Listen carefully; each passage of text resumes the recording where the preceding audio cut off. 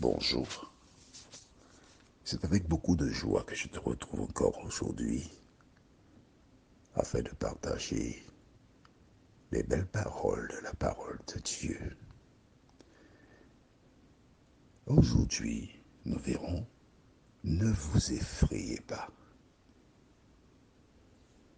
Juste avant, prions. Notre Seigneur et notre Dieu, c'est avec joie que nous venons une fois de plus vers toi. Car nous avons tant de sujets qui provoquent chez nous la peur. Mais puisque tu nous as dit que tu es avec nous, que le Saint-Esprit continue de nous diriger, nous garder, nous bénir, et que nous puissions toujours glorifier ton nom, nous t'en prions, au nom de Jésus pour ta gloire éternelle. Amen. Ne vous effrayez pas. Quand j'étais enfant, il y a fort longtemps, et c'est pourquoi que, n'ayant pas oublié mon enfance, à travers certains audios, il y a de l'humour. Tout simplement parce que Dieu n'est pas un Dieu qui a le visage fermé. Il est dans la joie. Il dit lui-même, un cœur joyeux et de bon remède, mais un esprit abattu dessèche les eaux. Par le passé, des personnes présentaient un Jésus, ils étaient monostères, on aurait dit des croque-morts. Mais l'évangile, c'est quelque chose de vivant, de magnifique.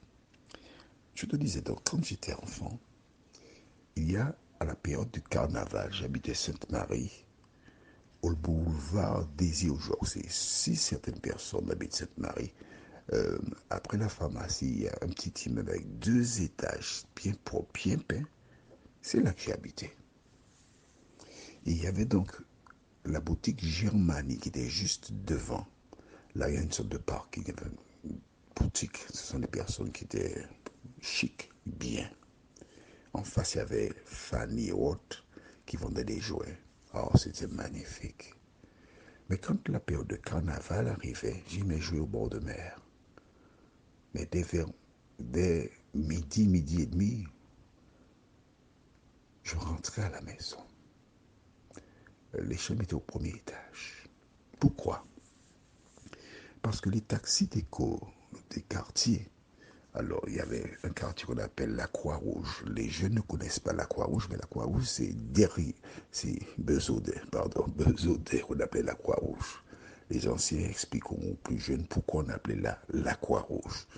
Il y avait des gens de Pensuc, de Derrière-Monde, de Robin, de Pérou. Il y a beaucoup de quartiers à Sainte-Marie. Et les taxis arrivaient devant la boutique Germanie. Et en période de carnaval, les Diables Rouges débarquaient là. Les Diables Rouges, c'était donc des individus qui avaient des vêtements rouges avec des miroirs dessus, puis une tête de diable avec des cornes. Il y avait toujours quelqu'un qui avait une chaîne autour de la taille. Et ces personnes, lorsqu'elles venaient vers toi,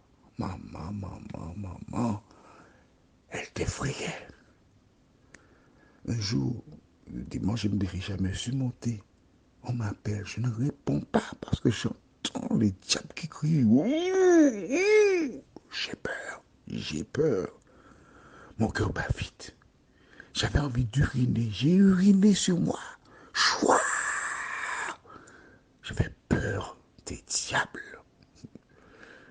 Et quelques années plus tard, j'étais déjà beaucoup plus âgé, j'avais 13 ans, ça m'est resté, c'est comme une phobie. Je montais avec une grande sœur, Naomi, du côté de la route des religieuses, j'ai entendu un diable. J'ai détalé, j'ai couru, m'a appelé, j'ai couru. Et jusqu'à présent, ça s'est passé il y a plus de 50 ans. Elle y pense toujours. Je profite pour lui faire un petit clé d'œil. La peur. Comme moi, il y a des choses qui t'effraient. Tu as peur du lendemain. Tu as peur parce que le patron dit qu'il y aura restriction budgétaire. On va renvoyer des gens. Tu as peur. Mais depuis le 1er janvier, Dieu te dit, ne crains point. Aujourd'hui, ne vous effrayez pas. Lisons dans Exode chapitre 20, les versets 18 à 20. J'attends que tu aies trouvé Exode 20, les versets 18 à 20. Allons, prends la Bible. Le temps passe, qu'est-ce que tu fais comme ça? Je t'ai déjà dit, il ne faut pas m'écouter, il faut écouter la parole en la lisant. Exode 20, verset 18 à 20 déclare: tout le peuple entendait les tonnerres et le son de la trompette. Il voyait les flammes de la montagne fumante. À ce spectacle, le peuple tremblait et se tenait dans l'éloignement. Il dira à Moïse: parle-nous toi-même, et nous écouterons, mais que Dieu ne nous parle point, de peur que nous ne mourions. Moïse dit au peuple: ne vous effrayez pas, car c'est pour vous mettre à l'épreuve que Dieu est venu, et c'est pour que vous ayez sa crainte devant les yeux, afin que vous ne péchiez point. Pour les nouvelles personnes qui écoutent cet audio, je dis toujours, il faut avoir un cahier de 300 pages. Il te faut noter ce que tu apprends. Mais si, parce que tu as l'université là. Et parce que tu as l'université, il te faut lire, écouter, chercher à comprendre. Quand Dieu s'est révélé au peuple d'Israël, comme nous venons de le voir, c'était quelque chose d'impressionnant, quelque chose d'effrayant. Le tonnerre, les éclairs, le son de la trompette, la fumée. Et les enfants d'Israël eurent peur. Si peur qu'ils ont dit à Moïse: non, non, non, parle-nous, on va t'écouter. Non, non, non, on ne veut pas avoir affaire avec Dieu. N'est-ce pas ce que tu fais? Je te parle de la part de l'Éternel. Tu lis dans la Bible, tu vois, tu comprends. Mais que fais-tu?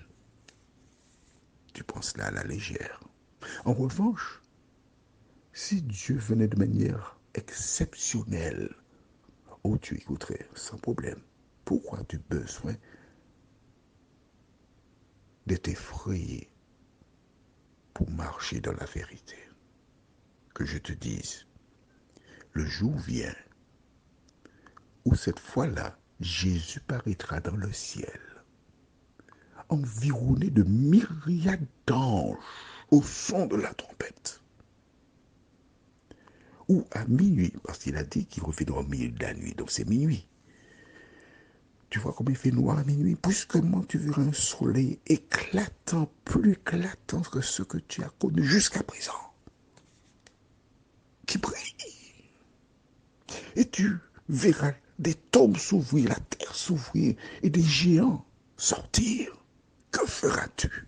La Bible déclare que les gens chercheront un asile vers les montagnes, vers les rochers, criant: cachez-nous, cachez-nous, cachez-nous. Mais la seule cachette qui sera sûre en ce jour-là sera en Jésus de Nazareth. Qu'adviendra-t-il de toi?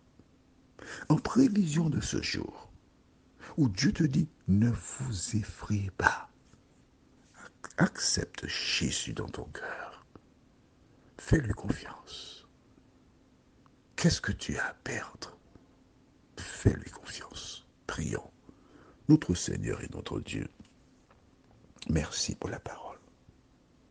Une fois de plus aujourd'hui, tu nous dis: ne vous effrayez pas de nous aider, non pas seulement à croire ce que nous lisons, mais à le pratiquer, nous t'en prions, au nom de Jésus et pour ta gloire éternelle. Amen. Je te souhaite une bonne journée sur le regard de Dieu et à demain, si Dieu nous prête vie.